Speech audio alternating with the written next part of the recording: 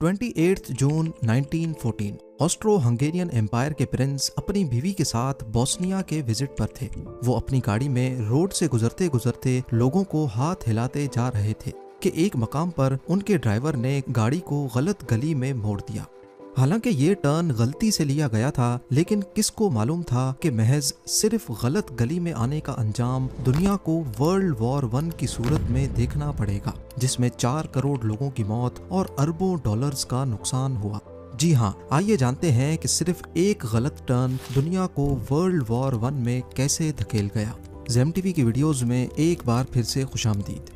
नाजरीन, world war 1 से पहले यानी 1900s के शुरुआती सालों में दुनिया का नक्शा आज से बहुत डिफरेंट था। रशियन एम्पायर, ऑटोमन एम्पायर और ऑस्ट्रो हंगेरियन एम्पायर जैसी बड़ी रियासतें मौजूद थीं।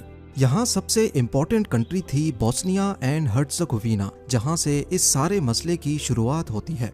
बोस्निया पर ऑस्ट्रो हंगेरियन एम्पायर ने 1908 में कब्जा करके उसके सारे मामलात को कंट्रोल करना शुरू कर दिया।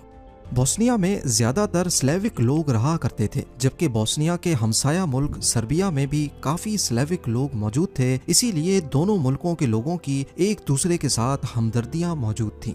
लेकिन सर्बिया ऑस्ट्रो हंगेरियन एम्पायर का हिस्सा नहीं था। अब इन दोनों मुल्कों के लोग थे तो एक ही, लेकिन इन दोनों पर अलग अलग रियासतें राज करती थीं। ऑस्ट्रो हंगेरियन एम्पायर चाहती थी कि सर्बिया पर भी कब्जा करके उसको अपनी एम्पायर का हिस्सा बना ले। इससे बोस्निया समेत सर्बिया भी इनके कंट्रोल में आ जाएगा और यहाँ के लोगों में भी दूरियां खत्म हो जाएंगी। लेकिन यहाँ के लोग ऐसा नहीं चाहते थे। स्लेविक लोगों में ऑस्ट्रो हंगेरियन एम्पायर के इस प्लान को लेकर काफी गम और गुस्सा पाया जाने लगा। उनकी ख्वाहिश थी कि सर्बिया, बोस्निया एंड हर्ट्ज़गोविना, जहाँ स्लेविक लोग रहते हैं, ये सब एक ही आज़ाद मुल्क बना लें, जिसे ग्रेटर सर्बिया या फिर यूगोस्लाविया का नाम दिया जाए। लेकिन फिलहाल उनके पास ऑस्ट्रो हंगेरियन एम्पायर से नफरत करने के सिवा कोई ऑप्शन नहीं था।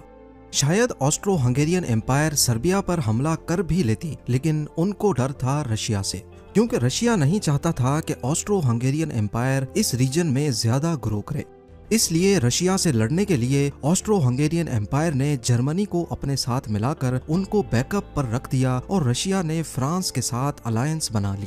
वहां सर्बिया और बोस्निया के नेशनलिस्ट ने आहिस्ता आहिस्ता अपनी आज़ादी के लिए ऑर्गेनाइजेशंस बनाना शुरू कर दी। पहले तो इन ऑर्गेनाइजेशंस का मकसद सिर्फ ऑस्ट्रो हंगेरियन एम्पायर के खिलाफ प्रोटेस्ट करने का था, लेकिन वक्त के साथ साथ ये मिलिटेंट ऑर्गेनाइजेशंस में तब्दील होकर खून रेजी पर उतर आईं। इसी दौरान एक और तंजीम वजूद में आई जिसे ब्लैक हैंड का नाम दिया गया। इस तंजीम का नारा था कि वो ग्रेटर सर्बिया या यूगोस्लाविया बनाकर ही दम लेंगे।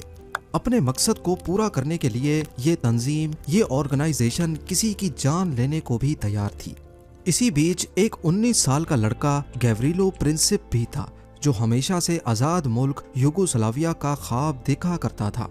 उसने भी ब्लैक हैंड ऑर्गेनाइजेशन को ज्वाइन कर लिया और अब वो लोग दिन रात काम करने लगे कि किस तरह ऑस्ट्रो हंगेरियन एम्पायर से बदला लिया जाए और उनसे जान छुड़ाई जाए। उन्होंने कई मर्तबा ऑस्ट्रो हंगेरियन एम्पायर के ऑफिशियल्स पर हमले भी किए, लेकिन उनको किसी भी तरह एम्पायर से छुटकारा नहीं मिल रहा था। फास्ट फॉरवर्ड करके आते हैं 1914 में। इसी बीच उनको खबर मिली कि ऑस्ट्रो हंगेरियन एम्पायर का Prince arch Duke Franz Ferdinand Bosnia visit करने वाला है। ऑस्ट्रियन एम्पायर का प्रिंस अपनी एम्पायर का बादशाह बनने वाला था और सर्बिया पर कब्जा करने का सारा प्लान भी इसी का था। ब्लैक हैंड ऑर्गेनाइजेशन के मेंबर्स को किसी भी सूरत इस प्रिंस को किंग बनने से रोकना था। ये खबर मिलते ही ब्लैक हैंड के मेंबर्स खुश हुए और उनके दिमाग में एक खतरनाक प्लान जन्म लेने लगा। सबसे पहले प्रिंस आर्च ड्यूक के विजिट वाले दिन उसके रूट का पता लगाया गया। मालूम पड़ा कि वो सिटी हॉल में एक नए म्यूजियम की इनॉग्रेशन करने वाले हैं। ब्लैक हैंड के मेंबर्स ने प्लान बनाया कि उनके 3 लोग डिफरेंट लोकेशंस पर लोगों के हजूम में खड़े होंगे।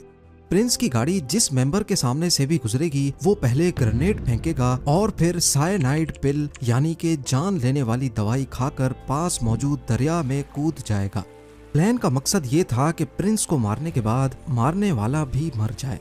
अगर साइनाइड पिल ने काम ना भी किया तो दरिया में कूदने के बाद तो उसकी मौत पक्की है। ऐसा इस वजह से किया जा रहा था क्योंकि ब्लैक हैंड एक सीक्रेट ऑर्गेनाइजेशन थी और वो नहीं चाहते थे कि किसी भी तरह उनके प्लान्स का किसी को पता चल सके। जहां ब्लैक हैंड के मेंबर्स ये सारा प्लान बना रहे थे, वहीं गैवरिलो प्रिंसिप, जिसमें बचपन से ही आजादी का जुनून सवार था, वो प्रिंस को मारने के लिए अपना अलग प्लान बना रहा था। 28 जून 1914 ये वो दिन था जब इस प्लान को एग्जीक्यूट करना था। लेकिन प्लान बनाना हमेशा आसान होता है और उस पर अमल करना बहुत मुश्किल। ब्लैक हैंड्स की जानिब से भेजे गए लोगों को ऐसे काम का पहले कोई तजर्बा नहीं था। जब प्रिंस और उसकी वाइफ का काफिला अवाम के सामने से गुजरा तो पहले नंबर वाला आदमी डर के मारे ग्रेनेड फेंक ही ना सका। जब गाड़ी दूसरे नंबर वाले आदमी के सामने से गुजरी तो वो भी कांपने लगा और जितनी देर वो सोच रहा था इतनी देर में गाड़ी गुजर गई। अब सारी जिम्मेदारी तीसरे आदमी पर थी। उसके सामने से जब प्रिंस की गाड़ी गुजरी तो उसने जल्दी से बॉम्ब फेंक दिया, लेकिन उसका निशाना ठीक नहीं था।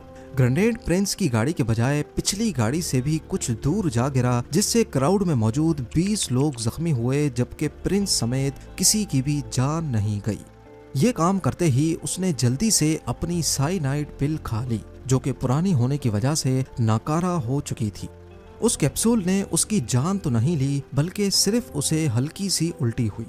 ये सब करने के बाद उसने प्लान के मुताबिक दरिया में छलांग लगा ली। लेकिन शायद आज उसकी किस्मत खराब थी। उस दिन दरिया का पानी सिर्फ 1 फुट से थोड़ा ज्यादा था, क्योंकि इस मौसम में दरिया सूख चुका था। पुलिस ने मौके पर पहुंचकर उसे अरेस्ट कर लिया और इस तरह प्रिंस के कत्ल की साजिश नाकाम हो गई। लेकिन कहानी में ट्विस्ट अभी बाकी है। गैवरिलो प्रिंसिप अभी भी अपने खुफिया मिशन पर मौजूद था। बॉम्ब फटने के बाद फौरन प्रिंस और उसकी वाइफ को सिक्योरिटी में ले जाकर सिक्योर जगह पहुंचा दिया गया।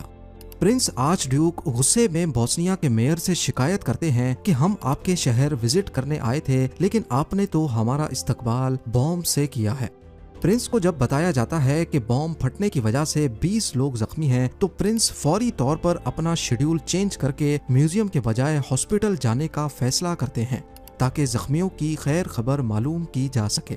लेकिन शेड्यूल और रूट चेंज होने की इतला उनकी गाड़ी के ड्राइवर को नहीं दी जाती। प्रिंस दोबारा आकर अपनी गाड़ी में अपनी वाइफ के साथ बैठ जाते हैं और हॉस्पिटल की तरफ रवाना हो जाते हैं। दूसरी जानिब गैवरिलो प्रिंसिप म्यूजियम जाने वाले रोड पर खड़ा प्रिंस पर हमला करने का वेट कर रहा होता है। इतने में प्रिंस की गाड़ी म्यूजियम जाने के लिए टर्न करती है। ड्राइवर, जिसको मालूम नहीं था कि प्रिंस को हॉस्पिटल जाना है, वो गाड़ी को म्यूजियम की तरफ मोड़ता है, उसी मोड़ पर जहां गैवरिलो प्रिंसिप खड़ा है। फौरी तौर पर स्टाफ ड्राइवर को शेड्यूल के बारे में बताता है और गाड़ी को टर्न करके हॉस्पिटल जाने का कहता है। रिवर्स करते हुए गाड़ी की रफ्तार काफी स्लो हो जाती है और गैवरिलो प्रिंसिप के लिए इससे अच्छा मौका नहीं था। वो अपनी पिस्टल निकालता है और गाड़ी पर फायर कर देता है। प्रिंस आर्च ड्यूक और उसकी वाइफ मौके पर ही मारे जाते हैं। जब प्रिंस की मौत की खबर ऑस्ट्रो हंगेरियन एम्पायर के बादशाह तक पहुंचती है तो वो गुस्से में आकर सर्बिया पर हमला कर देता है। दूसरी जानिब रशिया, जो पहले से ही सर्बिया को सपोर्ट कर रहा था, उसने समझा कि शायद ऑस्ट्रो हंगेरियन एम्पायर सर्बिया पर कब्जा करना चाहता है, इसीलिए वो सर्बिया के बिहाफ पर ऑस्ट्रो हंगेरियन एम्पायर के खिलाफ खड़ा हो जाता है। उधर जर्मन एम्पायर ने पहले से ऑस्ट्रो हंगेरियन एम्पायर की सपोर्ट का ऐलान कर रखा था, वो भी रशिया के मुकाबले में आ जाती है। ये देखते हुए फ्रांस, जो पहले न्यूट्रल रहने का इरादा कर रहा था, वो भी रशिया के साथ मिलकर जर्मनी पर हमला करता है। ऑटोमन एम्पायर को कमजोर करने में फ्रांस और रशिया का बड़ा हाथ था, इसी वजह से वो जर्मनी की सपोर्ट में अपने हथियार निकाल लेते हैं। यूनाइटेड किंगडम, जिसने फ्रांस के साथ मिलकर मिडिल ईस्ट में ऑटोमन एम्पायर को खत्म करने की साजिश की थी, वो फ्रांस के साथ जा मिलते हैं। देखते ही देखते इस जंग में जापान और यूएसए की भी एंट्री होती है और एक गलत टर्न लेने की वजह से वर्ल्ड वॉर 1 का आगाज हो जाता है। कहा जाता है कि अगर उस दिन प्रिंस की गाड़ी ये रॉन्ग टर्न ना लेती तो शायद उसकी मौत नहीं होती और यूं वर्ल्ड वॉर 1 शुरू होने का मौका नहीं मिल पाता। सिर्फ एक जान जाने की वजह से वर्ल्ड वॉर 1 में 4 करोड़ लोग मारे गए और जंग की वजह से जो मिलिट्री एक मुल्क से दूसरे मुल्क ट्रांसफर हुई, उनकी वजह से जानलेवा स्पेनिश फ्लू भी पूरी दुनिया में फैल गया, जो 5 करोड़ से ज्यादा जानें ले उड़ा। इस सब के अलावा जो पूरी दुनिया को इकोनॉमिक इश्यूज का सामना करना पड़ा और जो फाइनेंशियल लॉस हुआ उसका अंदाजा लगाना भी काफी मुश्किल है। वैसे आपको एक फन फैक्ट बताता चलूं कि वर्ल्ड वॉर 1 का सीज फायर प्रिंस की मौत के 4 साल के बाद 11 नवंबर 1918 को साइन किया गया था, यानी 11-11-18, और प्रिंस आर्च ड्यूक की गाड़ी का नंबर भी 11-11-18 ही था। क्या ये वाकई कोई कोइंसिडेंस है या फिर इसके पीछे भी कोई बहुत बड़ी साजिश थी? मुझे कमेंट सेक्शन में जरूर बताइएगा। उम्मीद है जेम टीवी की ये वीडियो भी आप लोग भरपूर लाइक और शेयर करेंगे। आप लोगों के प्यार भरे कमेंट्स का बेहद शुक्रिया। मिलते हैं अगली शानदार वीडियो में।